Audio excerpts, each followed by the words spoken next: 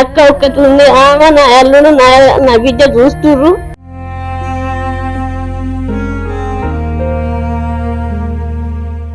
అలా ఇప్పుడు ఏం నెలసాను చూస్తున్నారు, చూసి చూసి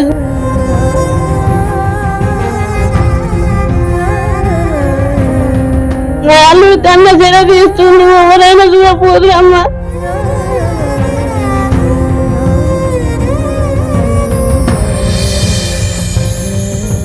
welcome to Suman TV. Nalgonda జిల్లా కస్తాల గ్రామానికి చెందిన ఆకారపు యాదమ్మ పరిస్థితి దారుణంగా ఉంది. నిజంగా చూసినట్లయితే వాళ్ళ కుటుంబం మొత్తం దారుణ పరిస్థితిలో ఉంది. కూలీనాలు చేసి బతికే టైంలోనే ఆకారపు యాదమ్మ దయాస్థితికి చేరడం జరిగింది. ఏంటంటే బ్యాక్ బోన్ సర్జరీ జరిగిన తర్వాత ఒక నెలకే ఆమె మంచానికి పరిమితం అయిపోయింది. లేవని పరిస్థితిలో ఉన్న బంగారం మొత్తం అమ్ముకొని వాళ్ళకు ఇల్లు లేవు, భూమి లేవు. ఆ పరిస్థితిలో ఉన్న బంగారాన్ని అమ్మి ఉన్న డబ్బులన్నీ ఇబ్రహీంపట్నం లిమ్స్ హాస్పిటల్లో చికిత్స పొందుతుంటే అక్కడనే చూపిస్తున్నారు, అక్కడనే ట్రీట్మెంట్ జరుగుతుంది. కానీ చికిత్స జరుగుతున్న సమయంలో ఉన్న డబ్బులన్నీ అయిపోయిన తర్వాత ఇప్పటికీ 15 రోజులు అవుతుంది. 15 రోజుల నుంచి డబ్బులు లేక చికిత్స అంతలేదని వాళ్ళ కుటుంబ సభ్యులు ఆవేదన వ్యక్తం చేస్తున్నారు. నిజంగా ఆ ఆకారపు యాదమ్మ పరిస్థితి ఎట్లా ఉంది, ఏ విధంగా ఉంది, వాళ్ళని అడిగి తెలుసుకునే ప్రయత్నం చేద్దాం. కదా ఈమెనే ఆకారపు యాదమ్మ. కస్తాల గ్రామానికి చెందిన నిరుపేద కుటుంబం నుంచి ఈమె యాదమ్మకు గత కొన్ని సంవత్సరాలుగా బ్యాక్ బోన్ సర్జరీ అవ్వడంతో కాలు చేతులు పనిచేయక చాలా ఇబ్బందులకు గురి చేస్తుంది. మనం విజువల్ లో చూసుకున్నట్లయితే నిజంగా యాదమ్మ మంచానికి పరిమితమైంది. వాళ్ళ కుటుంబ సభ్యులు కూడా ఉన్న ఆస్తులు అంటే వాళ్ళకి ఏమి లేవు, భూములు ఇల్లు ఏమి లేవు. ఉన్న బంగారాన్ని అంటే వాళ్ళు కూలీనాలు చేసుకున్న పైసలు ఇవన్నీ కలిసి ఇబ్రహీంపట్నంలో లిమ్స్ హాస్పిటల్లో చికిత్స పొందుతుంది. నిజంగా వాళ్ళ పరిస్థితి దారుణంగా ఉంది. కాబట్టి ఒక్కసారి యాదమ్మని అడిగి తెలుసుకుందాం. చెప్పండి అమ్మా, నీ పేరేం పేరు? యాదమ్మ. ఎన్ని సంవత్సరాల నుంచి ఇట్లా అవుతుంది నీకు? ఇప్పుడు 7 నెలలు అవుతుంది. 7 నెలలు అంటే మీరు ఏ ఊరు మీది? మాది కస్తాల చండూరు గ్రామం, జిల్లా నల్లగొండ. అయితే మీ భర్త ఏం చేస్తాడు? కూలినాలే చేస్తాడు. కూలినాలే. మీకు ఆస్తులు ఉన్నాయేమన్నా? నాకు ఆస్తులు ఏం లేవు. ఇంత కష్టం చేసి సంపాదించుకున్న బంగారం ఉంటే అమ్ముకున్నా, పెట్టి చూయించుకున్నా. మరి మాలలో ఎందుకుంటారు మీరు? నా అల్లుడు చూస్తున్నా, అన్నదమ్ములు ఎవరు పట్టించుకోవట్లేరు. నా అక్క ఒక్కటి ఉంది, ఆమె నా అల్లుడు నా బిడ్డ చూస్తుర్రు. అలా ఇప్పుడు ఏం నెలసాను చూస్తున్నారు, చూసి చూసి చూసి అన్ని అలా అప్పు తెచ్చి పెట్టారు.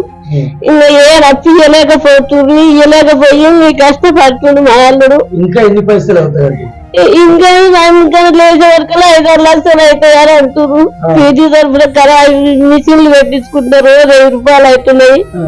అవి గతి లేక ఇప్పుడు 10 రోజులు అవుతుంది, డాక్టర్లు కూడా రాకుండా అవుతున్నారు. నా అల్లుడు కన్నా జర తీస్తుండ్రు. ఎవరైనా చూడపోదు అమ్మ. మరి ఇప్పుడు నీకేం కావాలంటే? నాకు పెద్ద ఎవరైనా సరే ఇంత సాయం చేయాలి, ఆర్థిక సాయం చేయాలని నేను కోరుకుంటున్నా. లేదు, నాకు చిన్న పాప, నాన్నగారు కూడా కాలు నొప్పి అయింది. ఆయన సాకిరి చేస్తుండు, ఆయన సాకిరి చేసుకుంటే నాకానే ఉంటుండు. ఇప్పుడు నా అల్లుడు కూడా ఆయన డ్యూటీ చేసుకుంటుండు, ఆయన పని కూడా చూసుకుంటలేడు, మొత్తం నన్నే పట్టించుకుంటుండు. ఇంత దారుణమైన పరిస్థితి ఎవరు కూడా రాకూడదు. ఆమె చెప్తుంటే కళ్ళల్లో నీళ్లు తిరుగుతున్నాయి. నిజంగా ఇన్ని రోజులు సంది ఎన్ని డబ్బులు పెట్టుకున్నా కూడా నయం అవుతలేదు. అన్ని అయిపోయి కూడా మేము లాస్ట్ కు అనాథలం అయిపోయిన మమ్మల్ని పట్టించుకుంటే నాదం లేడని వాపోతున్నారు, ఆవేదన వ్యక్తం చేస్తున్నారు. కానీ నిజంగా ఎవరైనా అల్లుడంటే ఇవాళ రేపు ఎవరు కూడా చేయరు. తన అక్క అల్లుడైనా కూడా దగ్గర పెట్టుకొని ఇక్కడ రూమ్ పెట్టి వాళ్ళని మంచి ఆలన పాలన చూస్తుంది, డబ్బులు ఖర్చు పెట్టుకుంటుందంటే నిజంగా అతని నిజాయితీకి మనం సెల్యూట్ చేయవలసింది.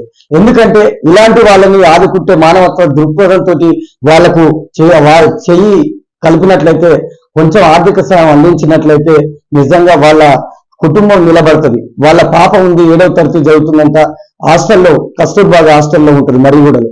కానీ ఆ అమ్మాయి కూడా తల్లిని వచ్చి చూసి అంత పరిస్థితి లేకుండా పోయిందంటే, ఎందుకంటే అమ్మాయి రాక ఇంటికి వస్తే తల్లిని చూసి లోపల కుమిలిపోయి ఆ పరిస్థితి వేరే ఉంటుంది. కాబట్టి వాళ్ళ కుటుంబ సభ్యులు కూడా మనతో పాటే ఉన్నారు. వాళ్ళ భర్త ఉన్నాడు, వాళ్ళ బిడ్డ కూడా ఉంది, వాళ్ళ అక్క బిడ్డ. మరి వాళ్ళతోటి మాట్లాడించే ప్రయత్నం చేద్దాం. ఇప్పుడైతే మనతో పాటు వాళ్ళ అక్క కూతురు మనతో పాటు ఉంది, అడిగి తెలుసుకున్నాం. చెప్పండి రా, మీ చిన్నమ్మ అవుతుందిగా, ఎట్లా ఉంది ఆమె పరిస్థితి ఏంది? ఇంకా 7 నెలల నుంచి మొత్తం మంచానికే పరిమితం అయిపోయింది సార్. ఎన్ని డబ్బులు ఖర్చు అని? దాదాపు ఇప్పుడు 4 లక్షలు దాటిపోయింది. 4 లక్షలు అంటే మీ చిన్నమ్మ అంటే ఆమె కొడుకులు లేరు? లేదు అంటే సార్, ఒక మీరే పాప, చూసుకుంటారా? ఒకటే పాప ఉంది. ఇప్పుడు 7th క్లాస్ చదువుతుంది, హాస్టల్లో ఉంటది అమ్మాయి. ఇంకా అన్ని మేమే చూసుకుంటున్నాం. నాకు ఫ్యామిలీ ఉంది, మా ఆయన ఒక్కడు పని చేస్తే నేను ఇంటి దగ్గరే ఉంటాను. పిల్లలు స్కూల్కి వెళ్తారు, ఫుడ్ కి అయితే పెట్టగలుగుతున్నాం కానీ ఇక మెడిసిన్ కి అన్నిటికీ ఇబ్బంది అయిపోతుంది. ఇప్పటిదాకా ఎన్ని డబ్బులు అయింది? ఇప్పుడు 4 లక్షలు దాటిపోయింది. 4 లక్షలు ఓన్లీ మళ్ళీ ఖర్చుకే, సర్జరీ అవి కాకుండా రోజు ఫిజియోథెరపీ పెట్టిస్తే 1000 రూపీస్. సారు హైదరాబాద్ నుంచి వస్తాడు. అన్నిట్లకి ఇబ్బంది అయిపోతుంది అన్న. అంటే ఇప్పుడు కొంతమంది పెద్దలు, కొంతమంది వెళ్ళినాం, ఫోన్ చేసినాము. కొంతమంది ఏమంటున్నారు అంటే ఇట్లా ఫేక్ గా చాలా మంది వస్తారు, ఎంతమందికి ఏమో అన్నారు. అన్ని రిపోర్ట్స్ చూపించినాము, అన్ని చూపించినాము. సరే చేస్తాము, ఒక 1 వీక్ ఆగండి, మేము కూడా హెల్ప్ చేస్తాం అంటున్నారు. అడిపోయి మాట్లాడుతూ అంటున్నారు తప్ప మళ్ళీ కాల్ లిఫ్ట్ చేయట్లేదు, ఏం చేయట్లేదు ఎవరు కూడా. ఏమైనా అవుతున్నారు. వాళ్ళు డాక్టర్ ఏమంటున్నారు అంటే ఖచ్చితంగా వస్తాయి, రాకుంటే కాళ్ళు చచ్చిపడిపోయినట్టు సన్నగా అయిపోతాయి అంట రాకుంటే. కానీ మాకు అలాంటిది ఏం లేదు. మా ఊరికైతే మస్తు ఇంప్రూవ్మెంట్ ఉంది. అసలు కాళ్ళకి ఎలాంటి స్పర్శ ఉండలే చేసినప్పుడు. ఇప్పుడు ఆమె లేచి కొంచెం కూర్చోగలుగుతుంది, అన్నం తినగలుగుతుంది. అప్పుడు అసలు స్పర్శనే ఉండలేదు చేసిన. ఎన్ని డబ్బులు అవుతాయి అంటే ఇంకా అది క్లారిటీగా చెప్పలేమన్నా. రోజుకి ఎంత అవుతుంది? డైలీ ఫిజియోథెరపీకి 1000 రూపీస్ అవుతున్నాయి. ఫిజియోథెరపీ ఒక డాక్టర్ వచ్చి పెట్టిపోతాడు, ఒక 1/2 అవర్ పెట్టిపోతాడు, 1000 రూపీస్ డైలీ ఆయనకి. ఇప్పుడు మీ చిన్నమ్మ కొన్ని రోజుల నుంచి డబ్బులు లేక చేపిస్తలేరు అంటున్నారు. నిజం అన్న, ఒక 15 డేస్ నుంచి చేపిస్తలేము. ఎందుకంటే మేము మా స్తోమత తగ్గట్టు తెచ్చిపెట్టినాం. ఇప్పుడు 7 months డైలీ 1000 రూపీస్ మేము తెచ్చిపెట్టినాం, కానీ ఇంకా మాకు కూడా వెళ్ళట్లేదు అన్న, వెళ్ళట్లేదు. నేను ఏ వర్క్ చేయను, ఇంటి దగ్గర ఉంటాను. నాకు చిన్న చిన్న పిల్లలు, బాబు 4 years ఉంటాడు, పాప 6 years. ఆయన ఒక్కటి చేస్తే మెడిసిన్ తెస్తున్నాం, కానీ ఫిజియోథెరపీ ఎట్లా మెడిసిన్ కైనా 1 week కి 850 అవుతున్నాయి. ఓన్లీ వీక్ కే, మంత్లీ కూడా కాదు, వీక్ కి 850 అవుతున్నాయి మెడిసిన్. ఇంకా మేము కూడా పెట్టలేకపోతున్నాం అన్న. చూసారు కదా, నిజంగా వాళ్ళ అక్క కూతురు చెప్పితే ఆవేదన అనేది చాలా చెప్పలేని పరిస్థితిలో ఉంది. నిజంగా యాదమ్మ కుటుంబాన్ని మీరు ఆదుకున్నట్లయితే మీరు ఎంతో అంత మీకు తోచిన సహాయం విజువల్ లో చూపెడుతున్నట్లు అక్కడ ఫోన్ పే నెంబర్, వాళ్ళ అకౌంట్ నెంబరు డీటెయిల్స్ ఇవ్వడం జరుగుతుంది. కాబట్టి ఆ నెంబర్ కు మీకు తోచిన సహాయం చేసి వాళ్ళ కుటుంబాన్ని, ఆమె నిలబడితే వాళ్ళ కుటుంబాన్ని పోషిస్తుంది. నిజంగా వాళ్ళ భర్తను కూడా చూస్తే మీకు విజువల్ లో చూపెడతాను. వాళ్ళ భర్త కాలు కూడా ఇక్కడనే ఉన్నాడు. వాళ్ళ భర్త నిజంగా చూడండి, ఆయన షుగర్ పేషెంట్, కాలు దెబ్బ తాకి ఏదో గుచ్చుకొని కూడా అట్లా అయిందని డాక్టర్లు ఆయన కూడా చికిత్సలో పొందుతున్నాడు. నిజంగా ఆయన కూడా ఏం చేయలేని పరిస్థితి. ఒకసారి ఆయనను కూడా అడుగుదాం. మీది ఏ ఊరు అసలు? కష్టాల. వీడికి ఎందుకు వచ్చారు మీరు? నాకు బాగాలేక వచ్చింది. బాగాలేక అంటే నీ తానే ఏమన్నా భూములు గాని, ఇండ్లు గాని ఏమి లేవు. కూలినాలు చేసే కూలినాలు చేస్తాం, ఉంటాం. ఉన్న బంగారం కూడా అమ్మినా, మొత్తం అమ్మినా. ఇప్పుడు మా అల్లుడు మా బిడ్డ చూసుకుంటాం. ఇప్పుడు నీకు కాలుకు ఏమైంది? అది కాలుకు దెబ్బ తక్కువ అయితే లేదా? తక్కువ అయితే నీకు మందులే వాడుతున్నావా? మందులే వాడుతుంది. చూసారు కదా, వాళ్ళ కుటుంబం అయితే దారుణ పరిస్థితిలో ఉంది.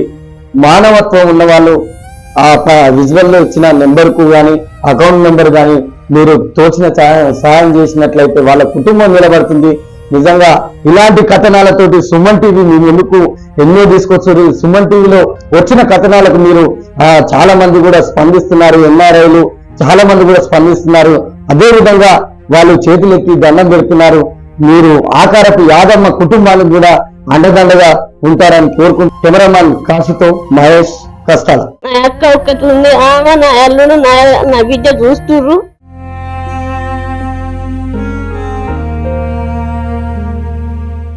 అలా ఇప్పుడు ఏం నెలసని చూస్తున్నారు, చూసి చూసి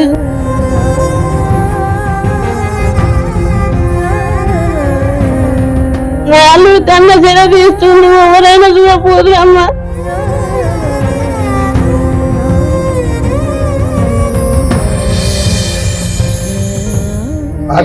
ఆర్థిక సాయం చేయాలని నేను కోరుకుంటున్నా.